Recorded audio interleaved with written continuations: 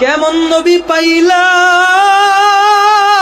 মা আরসালনাকা ইল্লা রাহমাতাল লিল আলামিন। শুধু উজুদাস রাহমাতাল লিল আলামিন।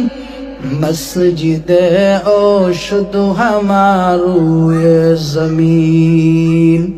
ও আল্লাহর বান্দারা, তখন নবীজি সাল্লাল্লাহু আলাইহি ওয়াসাল্লাম আল্লাহ পাকের কাছে বলতে লাগলেন, ও আল্লাহ, আমার উম্মতেরা বুঝে না, তাদেরকে তুমি ধ্বংস করিও না। আমার উম্মত যদি বুঝতে পারতো তাহলে এমন করতো না। আমার উম্মত যদি বুঝতে পারতো তাহলে আমাকে কষ্ট দিত না। আমার উম্মত যদি বুঝতে পারতো তাহলে আমাকে মারধর করতো না। আমি তো চাই আমার উম্মতরা জান্নাতি হয়ে যাক। কেমন নবী পাইলাম রে দুনিয়ার মানুষ, এত মহাব্বত করতেন আমাদের জন্য।